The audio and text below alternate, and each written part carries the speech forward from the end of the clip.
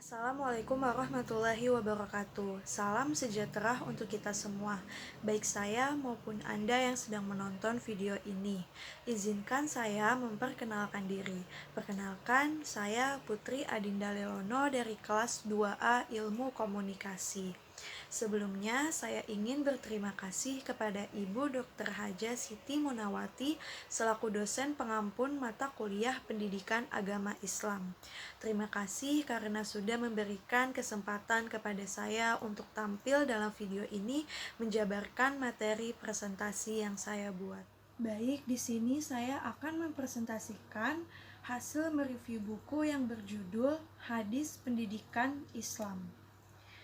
Nah, dalam presentasi kali ini terdapat subbab yang akan dibahas. Yang pertama yaitu ada pendidikan akidah, yang kedua pendidikan ibadah, yang ketiga pendidikan akhlak, yang keempat pendidikan intelek atau akal, yang kelima pendidikan jasmani, yang keenam pendidikan sosial, yang ketujuh pendidikan hati, dan yang terakhir yaitu pendidikan seks. Selanjutnya yaitu latar belakang. Pendidikan adalah pembelajaran pengetahuan, keterampilan, dan kebiasaan sekelompok orang yang diturunkan dari satu generasi ke generasi selanjutnya melalui pengajaran, pelatihan, atau penelitian. Pendidikan sering terjadi di bawah bimbingan orang lain, tetapi juga memungkinkan secara otodidak. Sebagai salah satu sumber ajaran Islam, hadis menjadi sumber bagi semua pengetahuan dan keilmuan dalam Islam. Pendidikan sebagai sebuah keilmuan menjadikan hadis sebagai sumber dan dasar sehingga pendidikan berkembang sampai sekarang. Berikutnya yaitu pendidikan akidah. Pendidikan akidah adalah proses pembinaan dan penempatan kepercayaan dalam diri seseorang sehingga menjadi akidah yang kuat dan benar. Islam menempatkan pendidikan akidah pada posisi yang paling mendasar, yakni terposisikan sebagai rukun yang pertama dalam rukun Islam yang kelima. Dalam hadis riwayat Bukhari, Muslim, Abu Daud, dan An-Nasai terdapat 3 pelajaran penting mengenai pendidikan. Yang pertama yaitu dalam hadis di atas dinyatakan bahwa Jibril datang mengajarkan agama kepada Nabi. Maksudnya adalah dalam proses ini Jibril berfungsi sebagai guru, Nabi sebagai narasumber, dan para sahabat sebagai peserta didik. Yang kedua yaitu dalam proses pembelajaran, Jibril sebagai guru menggunakan metode tanya-jawab. Metode ini efektif untuk menarik minat dan memusatkan perhatian peserta didik. Dan yang ketiga yaitu materi pengajaran agama Islam dalam hadis tersebut meliputi aspek-aspek pokok dalam ajaran Islam, yaitu akidah, syariah, dan akhlak. Dari kegiatannya, aspek yang didahulukan adalah akidah. Berikutnya yaitu pendidikan ibadah. Pendidikan ibadah adalah proses pengajaran, pelatihan, serta bimbingan dalam pengalaman ibadah khusus. Dari Abdullah bin Amr radhiyallahu anhu, ia berkata, Rasulullah shallallahu alaihi wasallam bersabda, suruhlah anak kalian sholat ketika berumur 7 tahun, dan pukullah mereka ketika berusia 10 tahun, jika mereka meninggalkan sholat.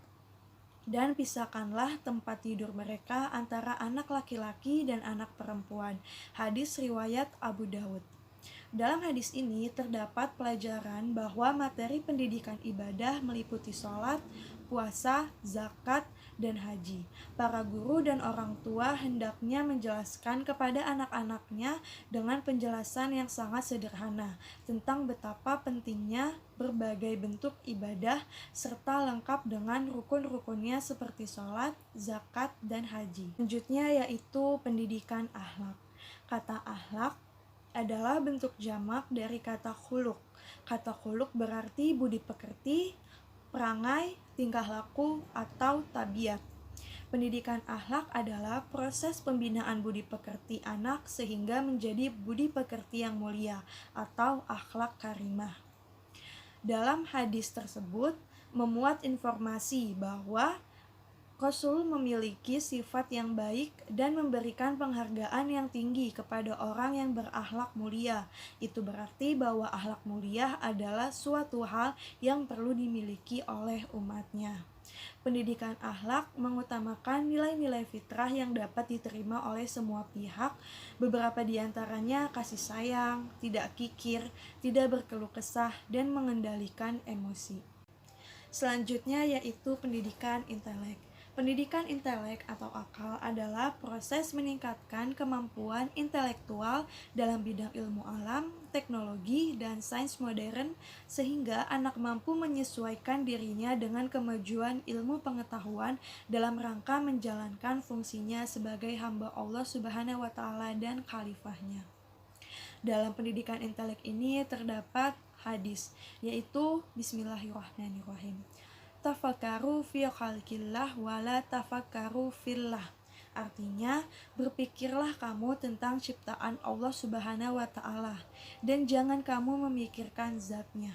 Hadis riwayat At-Tabarani.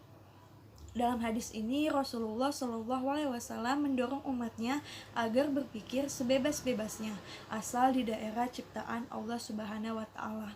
Alam semesta akan tetapi karena keterbatasan akal dia melarang memikirkan zatnya karena akan menimbulkan kesalahan dan kerusakan. Selanjutnya yaitu pendidikan hati.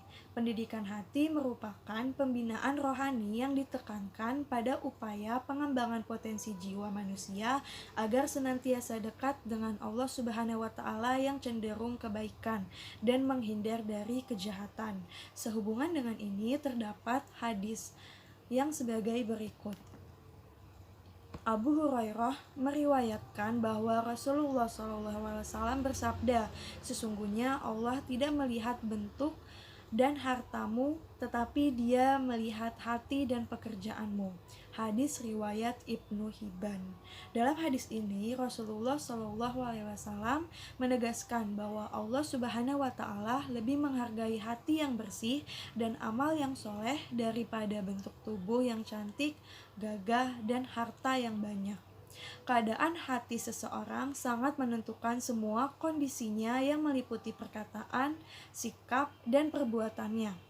Apabila hati seseorang dalam keadaan bersih dan sehat, maka semua perkataannya, sikapnya, dan perbuatannya akan baik. Sebaliknya, apabila hatinya kotor, maka semua yang ada dalam dirinya akan buruk.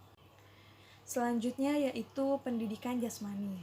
Pendidikan jasmani merupakan pendidikan total yang mencoba mencapai tujuan untuk mengembangkan kebugaran jasmani, mental, sosial, serta emosional bagi masyarakat dengan wahana aktivitas jasmani. Nah, dalam pendidikan jasmani ini terdapat macam-macam aktivitas jasmani.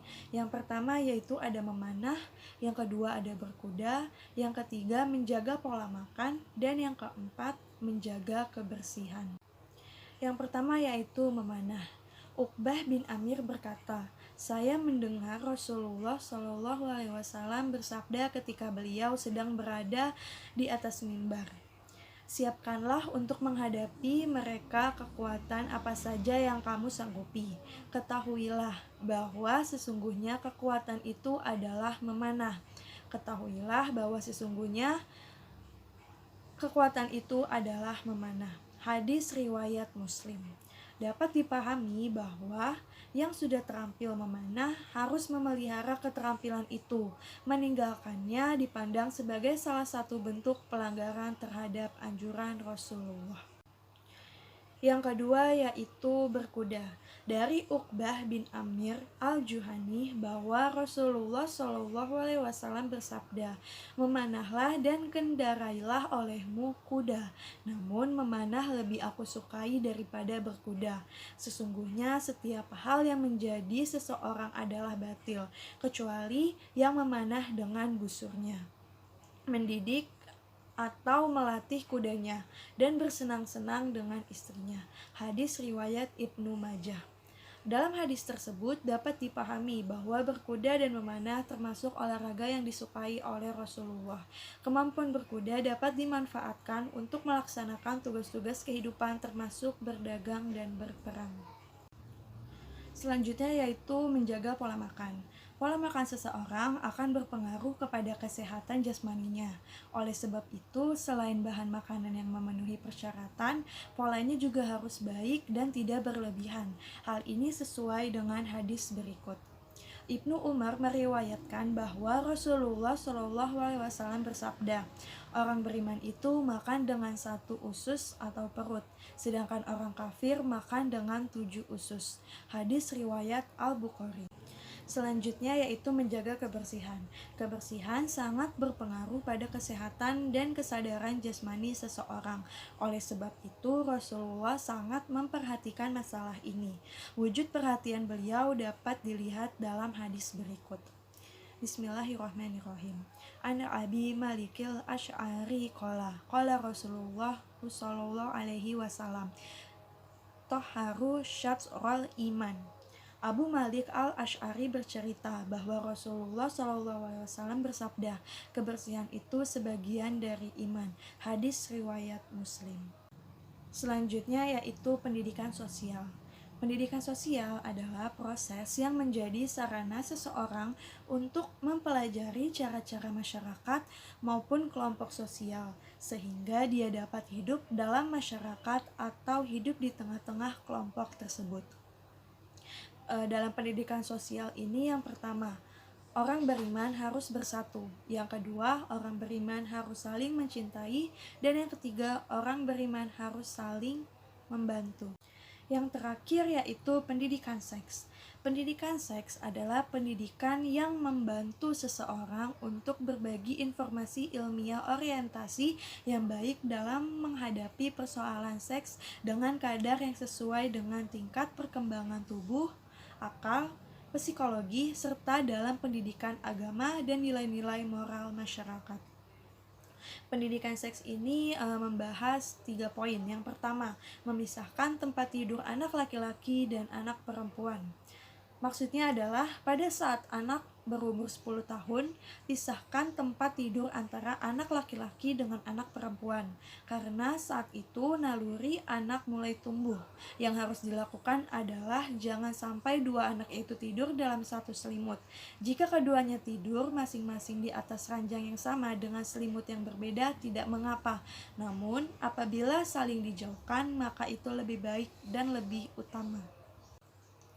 Poin yang kedua yaitu posisi tidur miring ke sisi kanan dan tidak menelungkup. Maksudnya adalah Muhammad Suwaid menjelaskan bahwa meneladani sunnah Rasulullah dalam tidur dengan cara berbaring pada sisi kanan akan menjauhkan anak dari sekian banyak gelombang seksual anak ketika tidur. Dan poin yang terakhir yaitu membiasakan anak menundukkan pandangan dan memelihara aurat. Jika anak dibiasakan untuk menundukkan pandangannya dan menjaga dari auratnya disertai dengan adanya rasa selalu diawasi oleh Allah Subhanahu wa Ta'ala, maka hal itu akan melahirkan kemanisan iman yang dapat dirasakan oleh anak. Alhamdulillah, pemaparan materi presentasi hasil mereview buku yang berjudul Hadis Pendidikan Islam sudah selesai. Demikianlah presentasi yang bisa saya sampaikan. Kurang lebihnya mohon maaf apabila ada kesalahan kata atau pernyataan yang salah. Mohon dimaafkan. Video ini dibuat untuk memenuhi tugas EKT 2 Pendidikan Agama Islam. Terima kasih. Wassalamualaikum warahmatullahi wabarakatuh.